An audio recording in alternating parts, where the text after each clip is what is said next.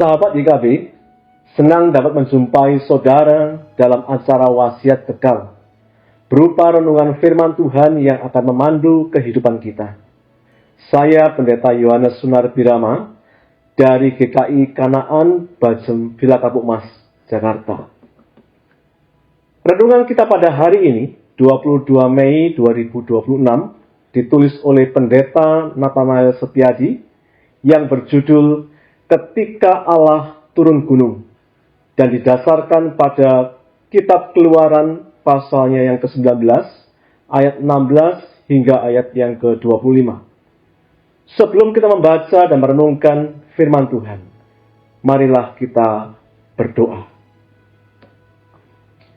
Ya Tuhan, Allah kami yang penuh kasih, kami bersyukur kepadamu karena pada saat ini Engkau masih memberi kami kesempatan untuk bersama-sama mendengarkan firman-Mu, sekalipun kami berada di tempat yang berbeda-beda. Kami memohon kiranya Roh Kudus menolong kami untuk menenangkan hati dan memusatkan pikiran kami kepada firman-Mu. Bukalah pengertian kami akan kebenaran firman-Mu dan mampukan kami untuk melakukannya dalam kehidupan kami setiap hari. Di dalam nama Tuhan Yesus Kristus, kami berdoa. Amin.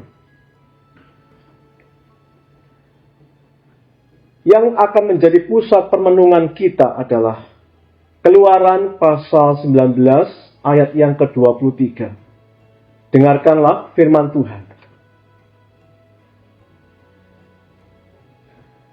Lalu Musa berkata kepada Tuhan, "Tidak mungkin bangsa itu akan mendaki gunung Sinai, sebab Engkau sendiri telah mengingatkan kami dengan mengatakan, pasanglah batas sekeliling gunung ini, dan nyatakanlah itu kudus."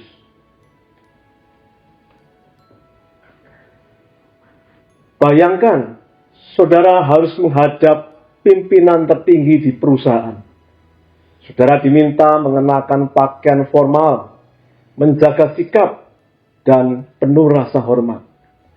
Itulah respon manusia ketika berhadapan dengan otoritas yang lebih tinggi. Jika kita dapat merasa gentar saat berhadapan dengan pemimpin manusia, bagaimana seharusnya kita ketika berhadapan dengan Tuhan? Dalam teks ini, bangsa Israel sedang bersiap untuk berjumpa dengan Allah di Gunung Sinai. Allah telah memerintahkan mereka untuk menguduskan diri selama 3 hari. Pada hari yang ketiga, gunung itu berguncang, diselimuti awan gelap, petir, bunyi sangkakala yang nyaring, serta api yang melalap. Suasana tersebut menggambarkan kekudusan dan kemuliaan Allah yang menggetarkan. Bahkan Musa gemetar saat menghadapnya. Tuhan memerintahkan agar untuk tidak menerobos batas untuk melihatnya. Kekudusannya tidak dapat diperlakukan secara sembarangan. Di tengah budaya modern ini, kita dapat kehilangan rasa hormat terhadap kekudusan Allah. Ada orang Kristen yang datang ke gereja dengan pakaian seadanya, atau berdoa tanpa mempersiapkan hati. Kita menyebut Tuhan dengan ringan, tanpa rasa gentar. Namun Allah yang disembah Musa adalah Allah yang sama hingga hari ini. Kudus, layak ditakuti, dan dihormati. Ketika kita menghormati kekudusan Tuhan, kita belajar menempatkan Dia di tahta yang semestinya dalam hidup kita. Amin. Mari kita berdoa. Ya Tuhan Allah yang kudus, kami bersyukur untuk firman-Mu yang telah kami dengarkan saat ini. Melalui firman-Mu, Engkau kembali mengingatkan kami untuk menghormati dan memuliakan nama-Mu dalam hidup kami. Tolonglah kami agar firman-Mu tidak hanya kami dengar, tetapi juga kami hidupi setiap hari. Tumbuhkanlah dalam hati kami sikap hormat dan takut akan Engkau, sehingga hidup kami semakin berkenan di hadapan-Mu. Kami menyerahkan seluruh hidup kami ke dalam tangan-Mu.